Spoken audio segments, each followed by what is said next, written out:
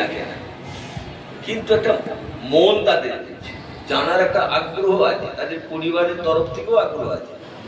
তাহলে তাদেরকে যে ভাষায় বললে, যেমন করে বললে বুঝতে পারবে, ঠিক তার বোঝার মতো ভাষাটা এবং যুক্তিটা ব্যবহার করব, তাহলে ছাত্রের বুঝতে আর দেরি লাগবে না। বুঝতে দেরি লাগবে না।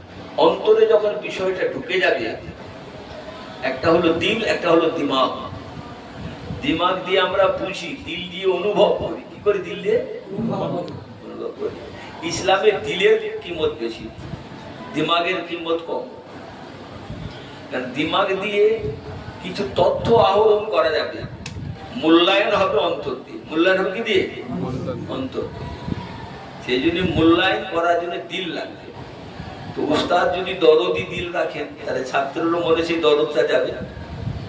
আমার উস্তাদ আমাকে কত সুন্দর করে বোঝালেন। বোঝানোর ক্ষেত্রে আপনাদেরকে এমন প্রকৌশল গ্রহণ করতে হবে যেন ছাত্র অন্য মনস্ক না হতে পারে, তার ধ্যানটা, তার খেয়ালটা অন্য জায়গায় না চলে যায়। অন্য জায়গায় চলে গেলে তাহলে পাঠশালায় এসে পড়ার আর মক্তবে এসে পড়া সার্থকতা হতে হবে। মাই ইহা হুম মেরা দিল মদিনে মে হ্যায়।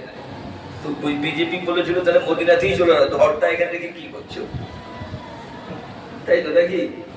তালেব ইলমের ধরটা যদি উস্তাদের সামনে থাকে আর মনটা যদি অন্যদিকে চলে যায়, তাহলে তো তার কোনো আফজ হবে না, কোনো গ্রহণ করতে পারবে না।